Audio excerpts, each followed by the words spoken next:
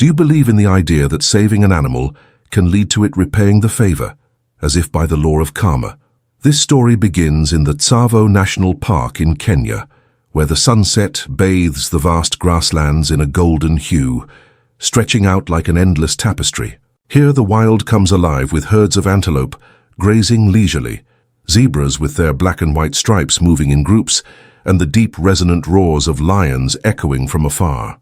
Tsavo is not just a land of natural beauty, but also one of untold dangers, where the harsh law of survival governs every creature.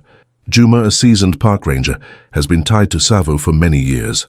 He is not just a protector of the park, but also a passionate lover of nature and wildlife. With keen eyes and a warm heart, Juma has dedicated his life to observing, studying, and safeguarding the animals here, especially the fierce lion prides, symbols of strength and pride on the savannah. One late afternoon, while patrolling along the Tsavo River, Juma stumbled upon a sight that left him stunned. A young male lion, whom he would later name Nala, lay gasping by the riverbank. Its golden fur was matted with blood, and its gaunt body trembled from hunger and exhaustion. But why had a strong lion like Nala fallen into such a pitiful state? A few days earlier, while hunting, Nala had charged into a herd of antelope. Unfortunately, it was struck hard in the leg by a large antelope, causing a severe injury. In pain and unable to move quickly, Nala gradually became separated from its pride, wandering alone across the vast savannah. Starving and inexperienced, it tried to hunt but failed each time, pushing its body to the brink of collapse. Despite the lurking dangers, Juma could not turn his back on the creature pleading for help. With trembling but determined hands he approached, resolved to save Nala from the jaws of death.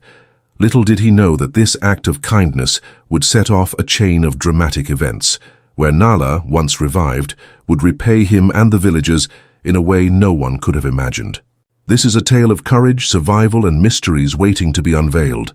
Nala, the young male lion, limped across the savannah with a wound on its left leg. The deep gash, inflicted by an antelope during a failed hunt, made every step a torment.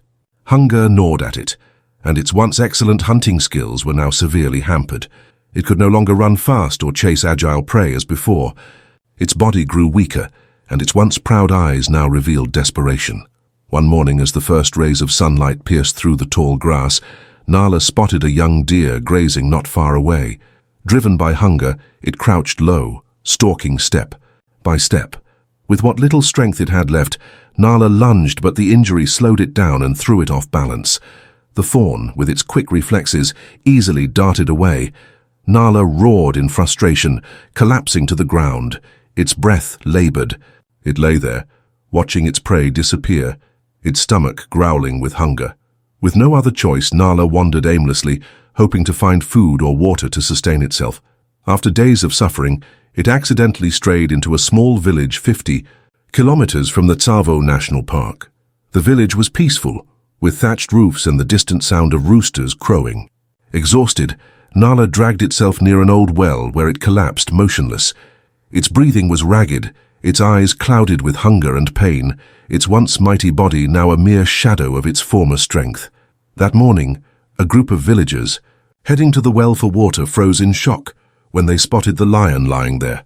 A scream of panic cut through the air, and the people instinctively stepped back, gripping sticks and stones for protection. Curious children peeked from a distance, only to be swiftly pulled away by the adults. Nala, too weak to respond, lay, motionless, its eyes vacant and dull. A woman whispered, "It looks like it's about to die." The villagers buzzed with a mixture of fear and worry. "If it recovers, who knows what it might do," one man remarked. But an elderly voice rose above the chatter. "Look at it. It needs help. We can't just abandon it." After a tense debate, the villagers concluded that the lion posed no immediate danger, though they knew they couldn't manage it alone. The village's safety was their top priority.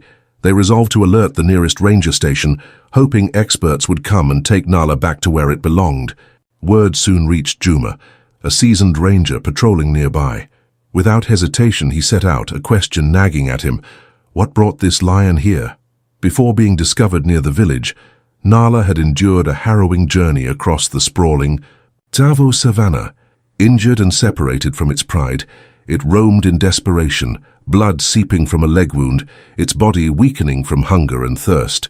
One afternoon, as the sun sank low, painting the horizon in fiery hues, Nala spotted a pride of lions resting beneath an acacia tree.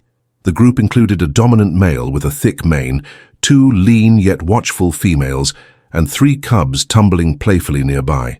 A faint glimmer of hope flickered in Nala's tired eyes. Perhaps it could join them, find safety and sustenance. Limping forward, Nala approached cautiously, trying to seem harmless.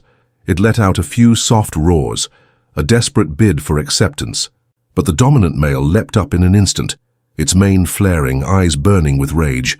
With a deafening roar, it advanced threateningly. Nala, despite its frailty, tried to hold its ground. But the leader charged without mercy, sinking its sharp teeth into Nala's shoulder.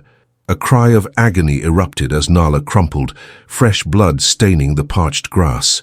Too weak to resist, it dragged itself away, the pride's cold, rejecting gazes fixed on its retreat.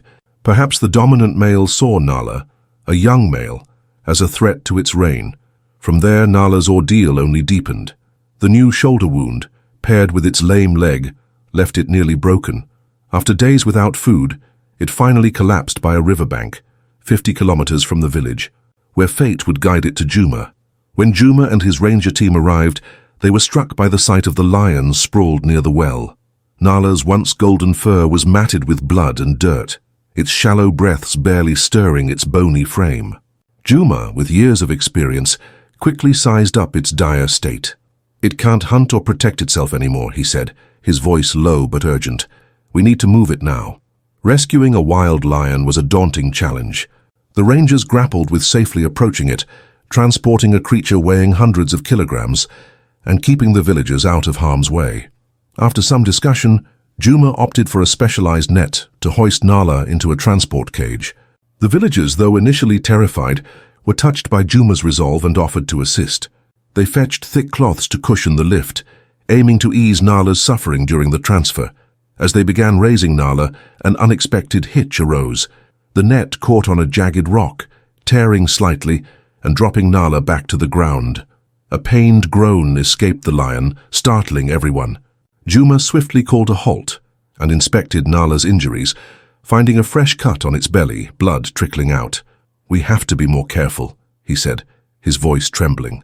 Though inexperienced, the villagers rallied under Juma's direction, lifting Nala more gently this time until it was safely secured in the cage. Once at the ranger station, Juma and the veterinary team started treatment. Nala's wounds proved more severe than expected, demanding intensive care. Deep within the Tsavo National Park, at a rescue station nestled in the heart of the wilderness, veterinarians scrambled to save Nala, the young male lion just brought in from the village. Nala lay motionless in a cage, its faint breaths coming in shallow, uneven gasps. The team decided to sedate it to treat the deep wounds on its leg and shoulder. Under the cold, sterile glow of a white light, the head veterinarian carefully injected a sedative through Nala's thick, dirt-matted fur. Nala let out a low, guttural growl, its golden eyes slowly closing as its heavy body relaxed. The medical team swiftly disinfected the wounds, stitched them up and wrapped them in clean gauze, administering antibiotics to ward off infection. After 2 days in a sedated haze, Nala stirred. It blinked slowly, struggling to stand, but its trembling legs were too weak to support its weight. Still, the rescue team saw a glimmer of hope. Nala had survived the critical phase. Over the next 2 months, Nala received meticulous care in an isolated enclosure. Each day, rangers tossed chunks of raw meat through the bars of its cage. At first, Nala lay still, indifferent to the food, its eyes empty, but gradually it began to respond, dragging itself to tear at the meat. Its ragged fur grew sleek again, its muscles strengthened, and vitality returned to its movements. Juma, the man who had saved Nala, visited often, quietly watching its recovery with a mix of joy and concern. When Nala was fully healed, the rescue team and villagers faced a crucial decision: to release it back into the wild. They planned carefully, administering a light sedative to keep Nala asleep, then loaded it into a transport cage on a truck. Villagers gathered in droves, waving goodbye to Nala with wistful eyes. The truck rumbled off toward the distant wilderness.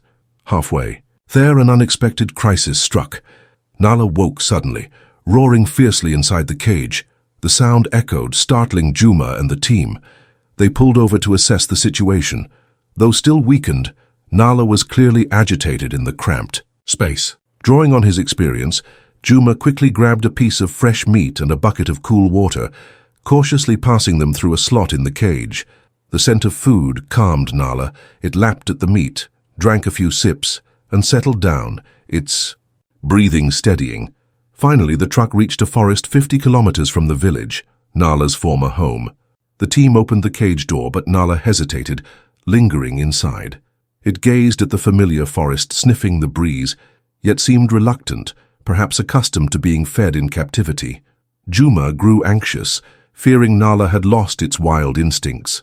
But after 20 minutes, as the rustle of leaves and the forest's scent filled the air, Nala rose. It lifted its head, inhaling the freedom deeply, then bolted into the forest, its form vanishing into the sunset. Juma and the team stood in silence, moved, knowing Nala had reclaimed its true self.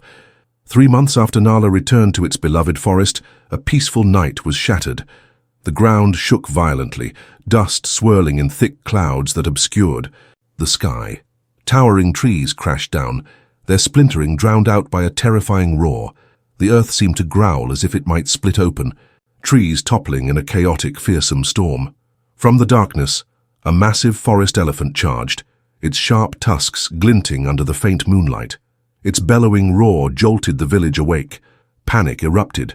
Villagers screamed, scrambling in disarray but unable to escape. Hearts were crushed, dust choked the air, and children's cries mingled with the chaos.